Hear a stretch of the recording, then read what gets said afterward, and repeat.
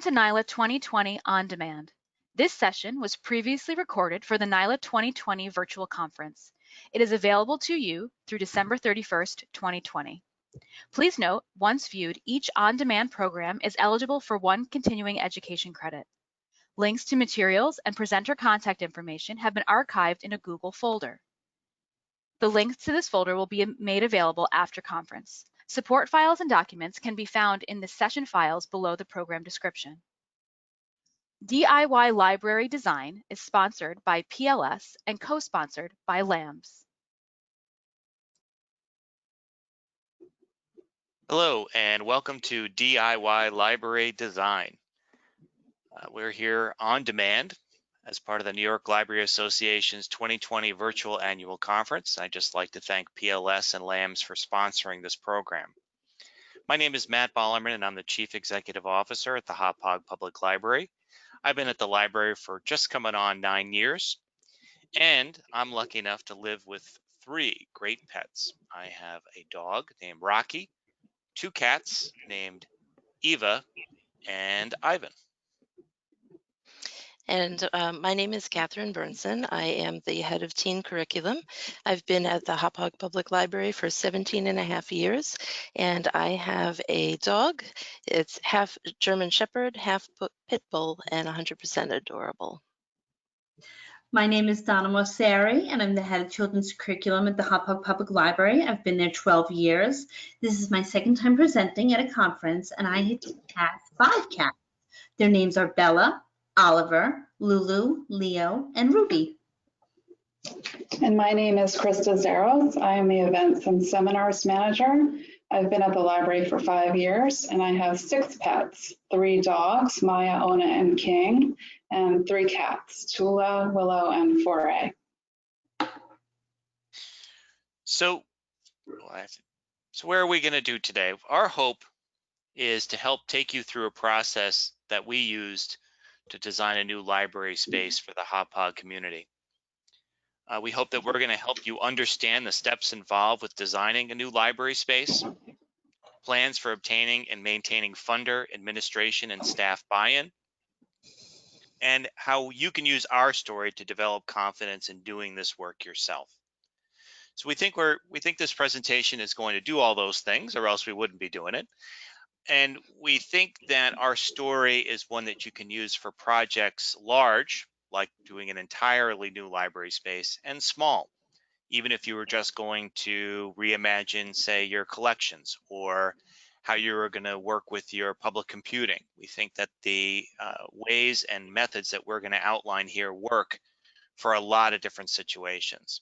So the Hauppauge community is in central Suffolk County. Its Native American translation of Hauppauge means the land of sweet water, but currently I think it means the land where the highways meet. We have a lot of commercial, manufacturing, and government buildings in our area. It's a bedroom community that really appreciates its low taxes. We serve about 10,900 people. We have roughly 8,000 cardholders of that 10,000 people, so a very high number of cardholders, and it's really a wonderful community to work with. It does not have a downtown, so the library is one of those places that really acts as a hub for the community. The story of the library was that there was not a library in Hauppauge until about 2000, when finally legislation to create a special library district was passed. This was a long, hard-fought process. The legislation on the books was written in the mid-60s, and it took a lot of different reasons for finally the library being created. Once the board was formed and the library was created, they chose to lease space, thinking that it would be more cost-effective to think about where to put the library, but to get us place started. So we were in a very small space, a few small spaces, finally in a space that we occupied for about 15 years that was about 13,500 square feet. When that lease was coming to an end and a few years before that, the board had set its goals on a permanent home So a space that the library district would own. They bought a piece of property in a park called Hidden Pond Park, and we proposed a project to the community after the community helped us come up with the purpose of that building, come up with the goals for that building, and even helped design the building through 3 all-day charrettes. Those are meetings that help get a work product done, and Catherine's going to talk more about that later. So we put this this new library idea out to the community, and it failed, not just once, but twice.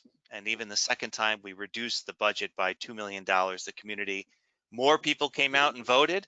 More people voted yes, but even more people voted no. So the board was left with the decision on what to do. We did not really like the home that we were in.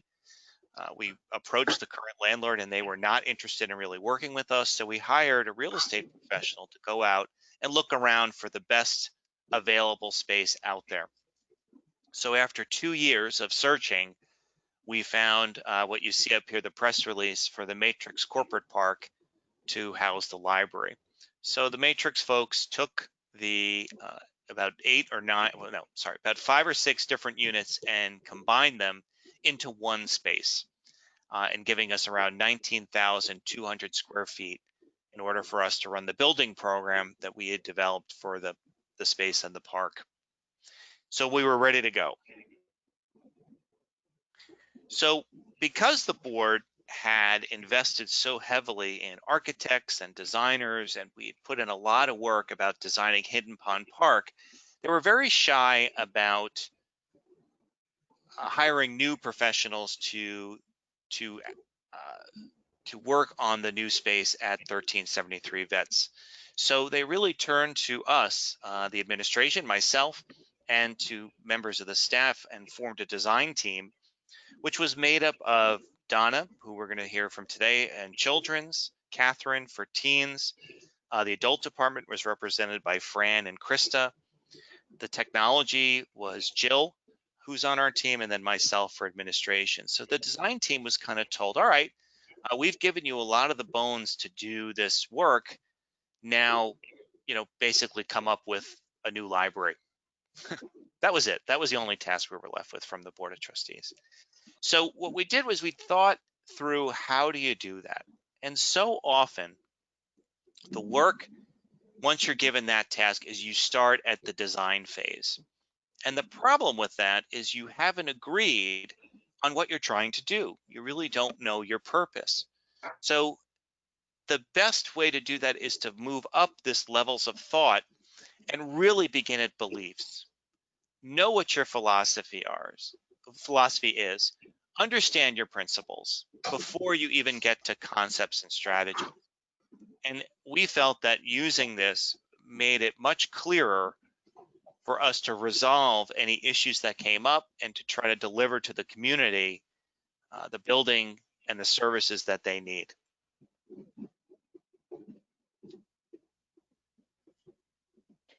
So one of the books that we've read, we all read together and used it a lot, was Why We Buy: The Science of Shopping by Paco Underhill. This book is about understanding everything about how a person interacts with an environment that offers goods or services, like retail businesses, restaurants, and also libraries. I'm personally fascinated by this topic, given my background as a bookseller at Borders. From all of my time working in retail, it was always about customer service and the user experience, luring people in with all the good stuff we had to offer. And as we all know, libraries are no different. Paco Underhill's book delves into understanding every part of an establishment, from the parking lot to the restrooms, to the waiting lines, to the stairs, everything. The author looks at every place a person has to navigate while interacting with a business and tries to understand why they do what they do while they're there. So why people go where they go or don't go, what attracts them or dissuades them, what makes them breeze through a spot or stop and stay a while, what they notice when they're in the parking lot or walking through the front door. First impressions mean a lot and can set the mood instantly. Which way they turn once they're in the building. Interesting side note from the research, most people turn to their right. what they choose to read or not read, striking that balance between enough guidance and direction and too much information is really key. What aisles people go down? People on average choose not to go into cramped spaces or stop in places that they'll be bumped into by foot traffic. What items they pick up or walk right past. In general, people don't like to reach or bend to extremes unless it's something they need or they really, really want. So some of these details are very specific and can only be obtained by the help of a secret shopper or a tracker, as the author refers to it, who watches an interaction from start to finish. So companies basically employ people to follow a shopper and take note of everything they do and then report the findings back to the company. Creepy, for sure. Informative, definitely. But we don't have to go this far. A lot of useful information can come just from the casual observation. You just need a curiosity for human behavior and a willingness to look at the obvious things that we all tend to walk past every day, because the obvious isn't always apparent. So with the content of this book in mind, we started to take a real look at what our guests were seeing and how we might be able to improve upon it. Another book we read was Start With Why. Donna, do you want to talk about this one? Sure. The Start With Why book by Simon Sinek was the second book we read. And basically his whole spiel is people don't buy what you do, they buy why you do it. I'm going to say that one more time. People don't buy what you do, they buy why you do it. And he explains that everyone knows what they do. Some people know how they do it, but very, very few people know why they do what they do in an organization. And to make money is not a reason why. You need to know your purpose, your cause, your belief. You need to know why your organization even exists, why you get out of bed in the morning, and why should anyone even care that you're there. So all inspired organizations work from the inside out. And if you don't know why you do what you do, how would you get people to be loyal to you and be part of what you do? And he uses Apple as an example. He says they are so innovative, but they're really just a computer company, but they have something different about them. He explains that a standard company would advertise by saying, we make great computers, and they are beautifully designed and simple to use and user-friendly. Do you want to buy one? So they would start with their what. But he explains that Apple, they're different, and they're different by saying, in everything we do, we believe in challenging the status quo and believe in thinking differently. The way that we challenge the status quo is by making our products beautifully designed, simple to use, and user-friendly. And we just happen to make great computers. And that's why people buy into the idea of Apple. And whatever they do, people jump on the wagon. If you want to know more and you can't read, you don't have time you can't have time to read the whole book, there is a 20-minute TED Talk on this if you're interested in this topic. And it's very informative. So to get started on answering the question of why, each department was tasked to write purpose statements. This is an example of a statement we created for the adult department. And it reads, to provide quality information, access to current technology, entertainment, and lifelong learning to adults of all ages in a way that is relevant, builds confidence, motivates, and allows patrons to realize their potential, so that the library fulfills individual and community goals and needs and inspires future growth.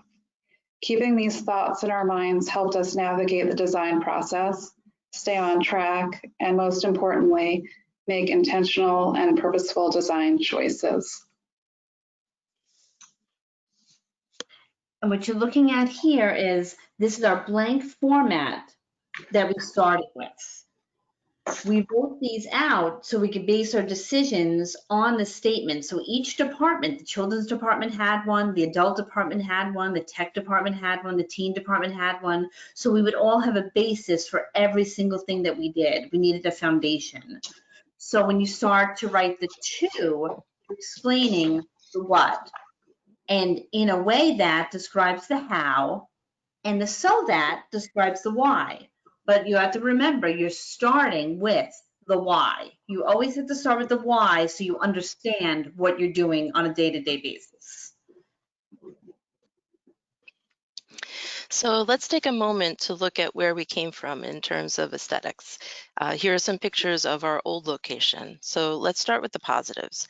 It was well loved by the staff and the community. We're a fairly new library, so while for a while, anything that we offered was well received because people were just happy to have a library. We had a we can do it attitude, and we used every inch of the space to the best of our ability.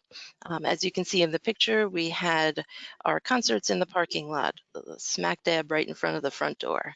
As Elvis sang, people passed him, and it was like a silent rolling list of the patrons who have left the building. Elvis has left the building, and so has Mrs. Smith, and there's Johnny. So, we did the best that we could, and it was good for a while. Now on to the negatives. Some of the negatives that were there were just building related. So the windows leaked, the entryway was musty and moldy, lighting was sporadic. Some aisles were bright while others were basically very dark. We had a serious lack of sinks, none in the break room or program rooms, only in the bathroom and one random closet. So in our new library design, we paid extra attention to those basic elements that can make or break a patron's experience and comfort level. Other negatives were entirely from our choice. We had a hodgepodge accumulation of furniture and fixtures. If someone had a desk or a bookcase or a display unit that they were getting rid of, oh my gosh, we took it. Bring it on. We shelved our collection wherever we could, sometimes at the cost of making sense to the patrons. For instance, our children's DVDs started on one bookshelf, continued onto the windowsills, and then went to the end caps of each of the aisles. Our new books were sort of hidden off to the side, since that was the only space that we had a freestanding set of shelves that would make sense. Our shelves were high, our chairs were enormous, the tables were large and possible to move easily, and they were not utilized enough. A table that had 4 to 6 seats usually sat only 1 or 2 people just because of personal space issues. That's pretty normal. The library had a cavernous, cramped feel to it. In our new library design, we wanted to change that. We wanted flexible seating, easy to move furniture, low shelves for a more open feel, and intentional placement of library materials. So all of the experiences from our old location, both good and bad, helped to determine our design of the new space. We wanted to dictate what we did in the space, not let the space dictate what we could do. Right, and we spent many hours researching our ideas for our new space. So in the research phase, we visited sites outside our community to get more inspiration. We interviewed staff from local libraries who recently went through renovations to learn what they liked and what they disliked. We also visited bookstores, malls, and spent many hours searching the internet for ideas. We also reviewed the information, as mentioned earlier, from the charrettes, our previous community design meetings, to determine the look and feel of the new space.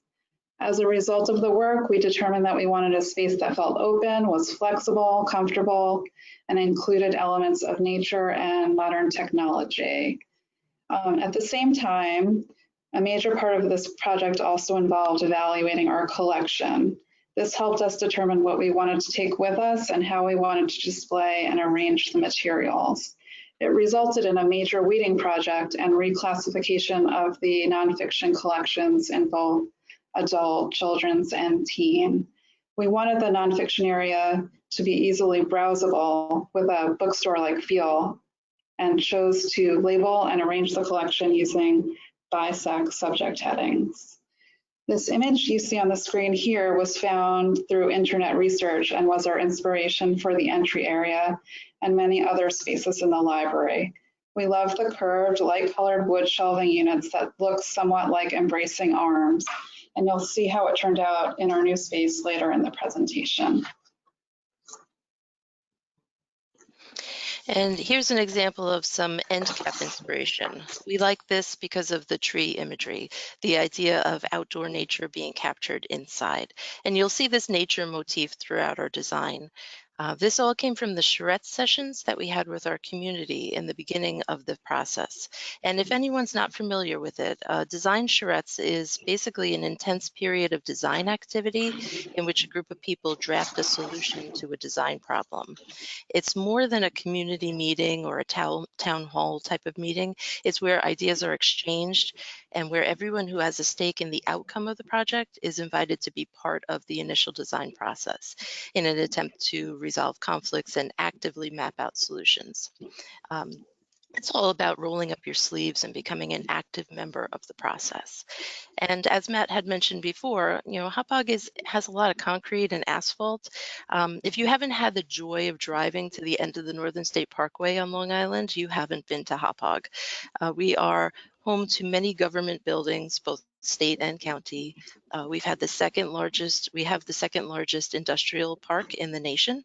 And we're located at the crossroads of many major roads that are infamous for traffic jams. Don't get me wrong, Hauppauge is lovely, but from the charrettes, a very, very clear message came through from our patrons. They craved nature. They wanted the outside in and the inside out. And although we couldn't pull off an open air library, we found ways to bring that feeling to them through our design. This is a picture that one of our librarians, Fran, took when she visited Colorado. She went on a site visit to get some ideas for us, and she saw this humongous tree inside a library and brought us back these pictures, and the kids were able to play inside. They had blocks in there, they had toys in there, and we knew that we wanted a focus piece in our children's room. So we basically took this idea and kind of revamped it for our room. So we have a tree in the middle of our children's room, and you can visually see it when you walk in the front door, and it attracts families to the children's area. I just want to be clear, Donna, we did not send Fran to Colorado on a site visit. Lovely. She was there to see her grandkids and happened to go on a site visit. Thank you very much. This is another inspirational picture that we found. And what we liked about this picture is that they had the seating and the low shelving. So basically, the parents can sit and the kids can stay and play. Right now, we don't have so much seating, available in the library since COVID, and they're not really staying and playing since the toys are away.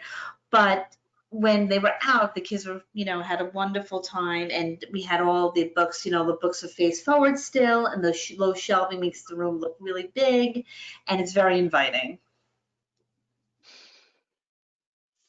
So we took inspiration for the reading area from this image. We like the comfortable chairs for guests to read, relax, and meet with others. We love the element of a fireplace to add a sense of coziness and warmth. And we also decided that we wanted access to power in this space built into the chair so that people could plug their devices in, both here and in as many other places as possible throughout the library.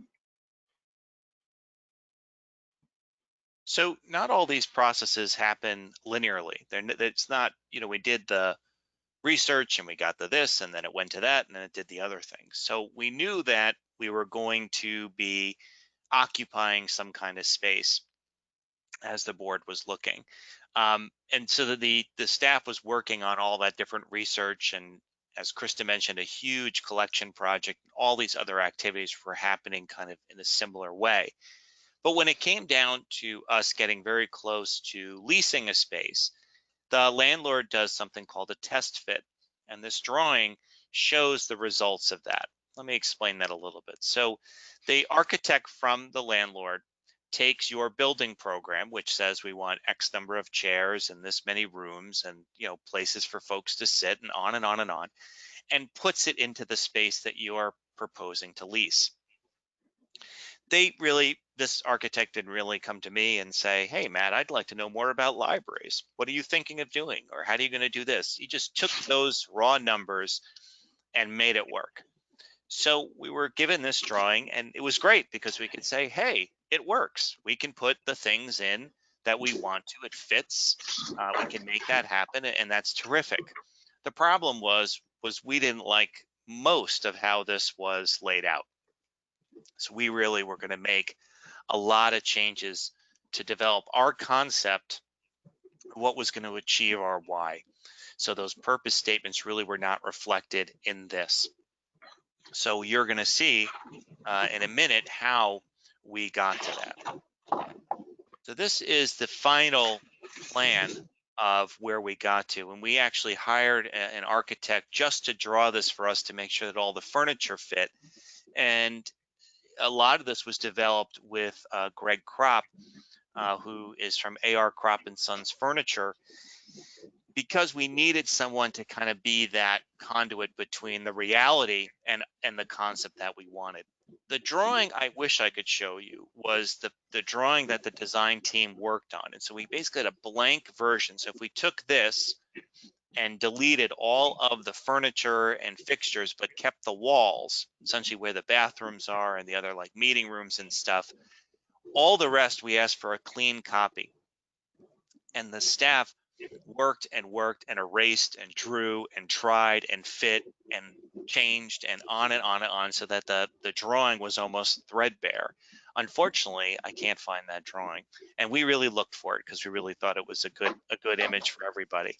But this shows you the concept that was then developed. So it's a big difference from this, right? You see this and it turns into this. You can see if you look to the left in the middle, you see that kind of circular hug area that Christa mentioned before. We moved our guest services main service desk to the left of the door. We just tried to open it up and make it work, and we're going to show that much more of that in a moment. Yeah, Matt, we wound up hanging these plans up in the break room and asking, the staff, we made sure that we asked the staff what they thought about it, and they brought us back feedback to meetings, and they told us what they thought about where the tables were, the sight lines, where the collection were, was going to be. We even had vision boards for the patrons to come up, the guests to come up and tell us what they would like to see in a new space. So we had a lot of ideas coming at us when we were drawing this. Exactly. Thanks, Donna. We did have input, and also it would go to in front of the board now and again. They would get an update on where it's coming to and what they thought of things, and they got to ask their questions too. So as the concept came together, it came time for the selection process. Now, for those of you on this or listening to this who've gone through building projects and have had to select things or be on a color committee, it can be an onerous task. There's just so many choices and all the rest. And Greg really was a great resource for us. He came in and helped get us through from really having a concept through a number of POs that were ordered. There were a ton of choices that had to be made, all sorts of color and other things. What was the thing with the paints? Who has a story about that? Yeah, we had this whole big book of paints, and we came down about 15 colors. We were all excited that we narrowed it down to 15. And when we brought it in, they said narrow it down to 5. 5 for the whole building. And we were like, oh. So we thought the 15 was great, but we narrowed it down to 5. And then we wound up asking the staff what they wanted the break room to be. And we gave them 5 different choices, and they narrowed it down to 1. So narrowing it down took some time. A lot of our meetings took 4 to 5 hours, and it got to be overwhelming because we were still running a library, running programs, running, buying collections and making schedules, and we were being pulled in all different directions. But luckily, we worked very well together. And yeah, some it really, of it went well. It was a good process. Sorry, Catherine. some of the key components that we also wanted to keep in mind for selecting the versatility, the choice of flooring to match the activity that was going to be going on in the room. So we made sure to get the vinyl flooring in the program rooms just for the ease of wiping things down and not having to worry about paint on carpet. Yeah, and I mean, we talked about double rubs and you know how much different materials are going to last and weather and clean. So all of those things that you have your experience from, how are they going to perform in a public library setting? So as someone who has gone through a few different building projects before, having a board of trustees that trust you and really they told me, hey, deliver us a library for this amount of money, is a very freeing thing, a very wonderful place to be. It's also a little harrowing because you are responsible now for doing that thing. I've worked other places where the board was very active in making those choices, had a lot to say about what the colors should be and the design should be, and really froze out those who are going to have to work in those spaces. So it was a really, really wonderful experience to have a great board of trustees who said, here's a budget, deliver this community a great library, and they trusted myself and the design team and the staff to make those choices on behalf of everyone. So this drawing is what Greg, our contractor, worked with to make sure that he had all the pieces in place. This was his kind of place where all the different elements would come together. So as he was developing those POs and coming up with the different rooms that we had to fulfill, that he was working from. When it came time to do the ordering, we weren't able to get everything. We had a certain amount of money. We did receive a very generous New York State building grant that we were really waiting on, but our schedule and when the grant money came in did not align. So we opened our new space without new technology. We'd hoped to have new computers. We didn't have those. We didn't have kind of the smart boards we wanted in our meeting rooms. We wanted to have a media studio that took a while to get to. The tree that Donna talked about wasn't in place. We didn't even have signs.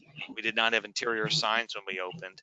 And we actually opened without we ordered our permanent guest services desk, our main service desk, but it didn't arrive when we opened the building. So we opened with picnic tables and, you know, I don't know, plastic sheets or tablecloths, I guess.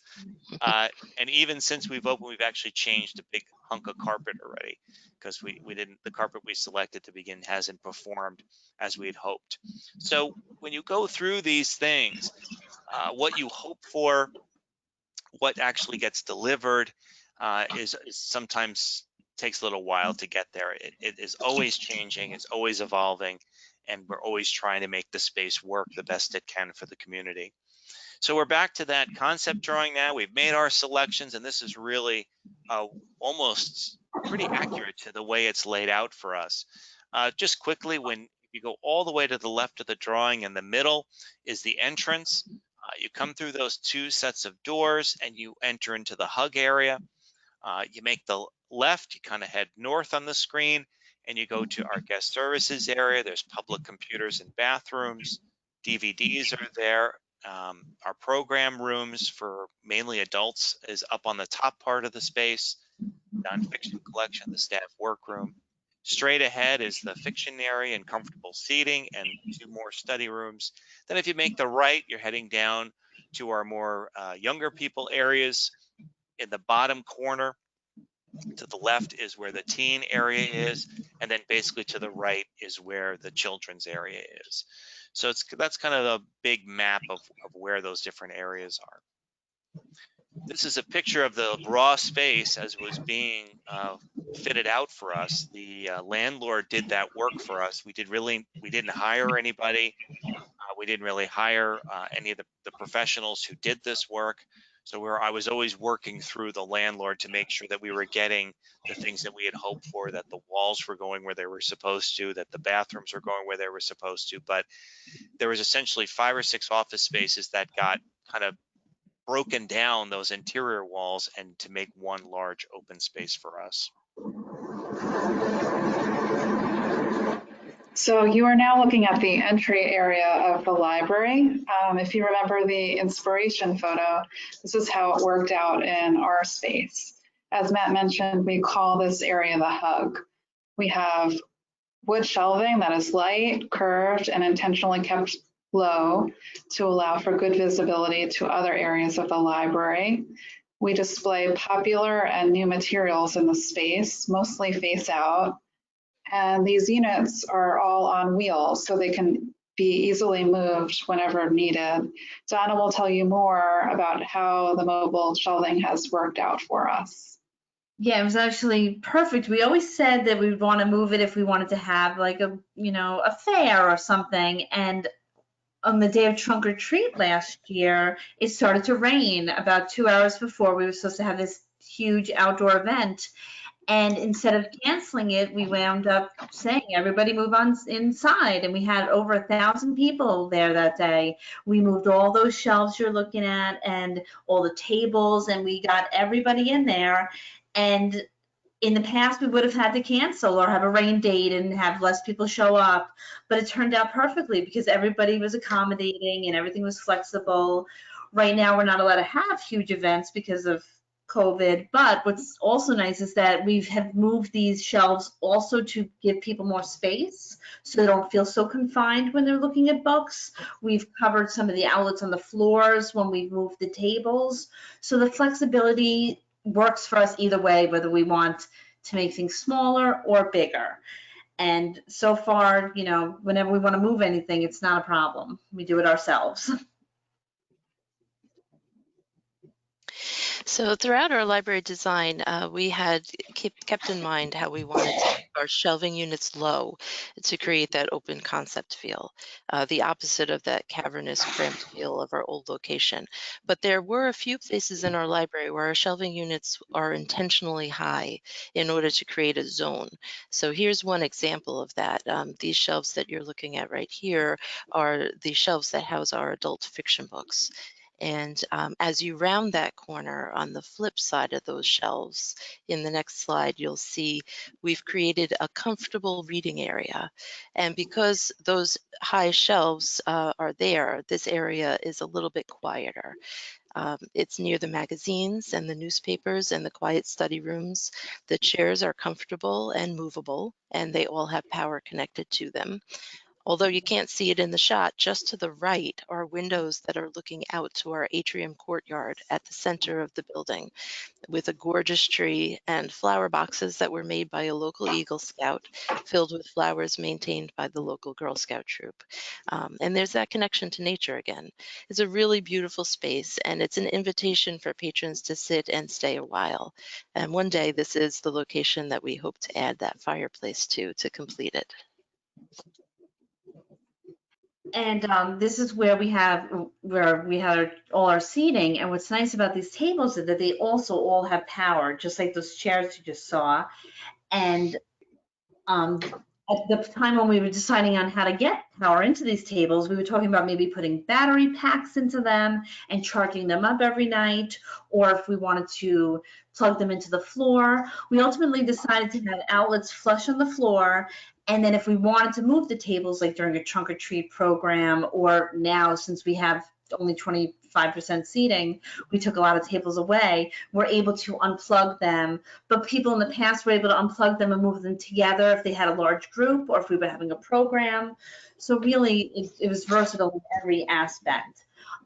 During the Hurricane Sandy a few years back, we were in our old building and we had everybody against the walls using every single available outlet. And that's how we knew how we wanted power, kind of like a new airport, like everywhere you sit, there's power. So you don't have to hug the wall if you want to charge your computer or your phone or your tablet. We just wanted everybody to have access to what they needed. And this is our large print area. We made a design decision not to shelve materials too high or too low to make items easily accessible. We use the bottom space for storage, and the drawers there hold materials that we often use but like to keep out of sight. We could not get rid of that structural column that you see in the image, so we added a built-in seating area there, and we often find guests using that seating area while they're waiting for family and friends because it's just outside our large program space. And here's another image of more seating just to the right of that first image that was before this. We have bench seating along the audiobook fixtures with more storage built in. We learned from our old location to build in waiting areas outside of our program rooms. And we're using every inch of our space, just like we did in our old location, except this time it's intentionally planned. These are our display cases that hold our DVDs, and they also are on wheels, so they can be moved, and they have been moved. Now, we didn't want them so close together, so we wanted people to have more spaces to browse without being right on top of each other. And Matt actually has a very funny story about these DVD cases, display cases. Yeah, when we opened, we have scientific proof that you have 6 days where people will not complain about your building. So that's how long we got when we opened. As you see in this picture, all the DVDs are face out. The unfortunate part is that behind that first copy is not the same title. So it's individual titles behind each one, and people hated browsing this way. So after 6 days, they decided to tell me that it was a problem. And so we, because of the flexibility of the shelving, we're able to come up with a solution to change it to be spine out shelving for this collection. The other interesting thing about this is that by that idea of connecting to nature, we did put a little element on these shelves to have that panel on the end panel that kind of was a little bit more of a bark feel, a little bit more of a woodsy feel, to try to tie in with that, just a very subtle way to kind of to put that accent on there. And one of the design choices that you see here is our guest services desk. It's a combination of the circulation department and adult reference services. Before we moved into this location, we tested out the concept of clerks and librarians at the same desk, something that was new to us. We wanted to eliminate the ping pong effect of sending patrons from one desk to another for different services, and it worked out nicely. So when designing the placement of our service desk, we chose to embrace this concept fully and have this combination desk. So you'll see our circulation desk and our adult reference side by side. We also intentionally put the internet computers closer to the service desk for the same reason, just close proximity to the places where people are going to be needing help. This is our largest program space, and it can be divided into 2 rooms using a movable wall partition so that we can have 2 programs occurring simultaneously. Along the back wall, you see that large screen. That's a Promethean or a smart board that was set up on a cart, so it can be moved anywhere in the space or into any other part of the library and be used there. We installed the walker hanging system for display of artwork, so this space also serves as a gallery. And from where the photographer is standing is our kitchen area. It has many of the things that we were lacking in our old space: storage cabinets, a sink, refrigerator, and a dishwasher. You can also see that we have the vinyl plank flooring in the area that allows for very easy cleanup. This is the children's area, and we have those similar storage drawers like we did in the large print area, and how we utilize them in this area is we put toys inside them. So we have the board books above the drawers that have a theme, whether it's food or nursery rhymes or people, community workers, and then underneath the drawer, inside the drawer is the accompanying toy. So it's kind of like a little area that the kids can play. We also have the Lego table and the display areas. Everything's facing forward. Every morning, a lot of those books are gone, so we try to fill it up every single morning so we know that people want to just come in and grab, especially now when people aren't hanging around so much. It's nice to have face out so they don't have to search for what they need. And we do have the seating, and we have the low shelves so you can see everything. Our tree is right there. You'll see in the next slide coming up. In a minute, Donna. They'll see the tree. Just Yeah. they'll have to wait in anticipation. Yes, not in the next step, right? So, having only had a wall of books and a few chairs for the teen section in our previous location, we are super excited to have this space now. From where the photographer is standing, there are computers with a dedicated print station for the teens. Then moving forward, you'll see the study zone with multiple tables and chairs, all on wheels to customize to group work as necessary. And in all of the spaces pre-COVID, this was the area where the most movement of tables and chairs happened. To the right of that are bar height seating options. The tabletop is equipped with power sources down the whole length of that table. And then beyond that, in the next slide, you're going to see the chill out zone with comfortable seating and more bar height seating options. So all throughout this area, we were very cognizant of keeping the design mostly neutral with grays and blues and adding the pops of color with the chairs and the colors from the books in the collection themselves. We didn't want to look back 5 years from now and say, my goodness, that was so 2018. So this is our teen section, which is heavily used and very well loved. And this is our lovable tree. So like I was telling you before, the kids can go inside and they can play inside, and the manipulatives on the outside are movable and on the shelves.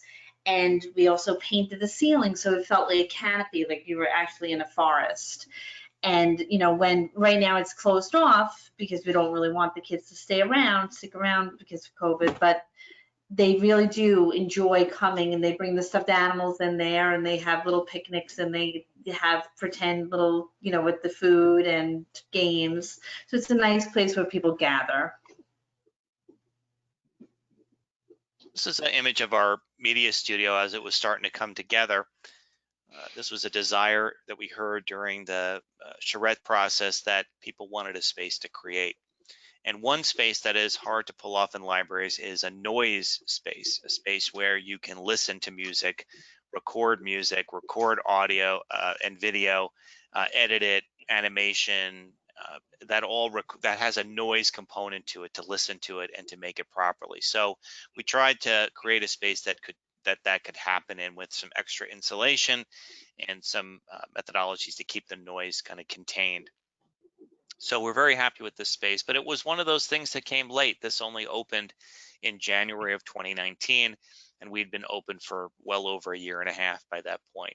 Other things we've added is we have an aquarium now. We've changed some of the carpet already. We've added signs so people actually know what things are, so that was good. But it's one of those things where you do have a wish list that you do keep at, even though you have a brand new building that you've moved into. And basically, we just want you to know that you can do this too. All we really needed, you know, you need the staff input, and we had the board's input and the board's trust. And if you have those things, you really could use this formula for, like Matt said, huge projects like redoing a whole building, or just a program that you want to do, or new toys you want to buy for your children's area, or a collection. You can really use this formula of starting with why and knowing the foundation of what you do, and knowing you can go forward and prosper. So I'd like to thank everyone for attending our program today. I hope you got some value out of it. If you didn't, or you have questions, you can give us a call or email us. Check out our website or our address. And we did share our pets. So we'd like to tell you who they are, because I know you've been waiting to find out who's who. I'll go first. And at the bottom left corner is a black kitty sitting up high. That's Eva. Next to him is Ivan the Terrible. And then there's Mr. Rocky getting a walk, because he likes to get walked twice a day. And then next to Rocky is Sleeping Ruby, and we have Oliver and Lulu and Bella. And at the very top left corner is my cat Foray. Clockwise to the right is my dog King. To his right is my cat Willow. Just below Willow is Maya. Below Maya, Tula, and to Tula's left is my cute dog, Ona. And that dapper fellow in the middle with the bow tie is Rocket. Thanks everyone for attending today. Thank you so much. Thank you, Catherine, Christa, Donna, and Matt. This Thank you. concludes the NYLA 2020 On-Demand Program DIY Library Design. We hope you continue to take advantage of all the on-demand and live programs the NYLA 2020 Annual Virtual Conference has to offer. Thank you for helping us make this the best virtual conference ever.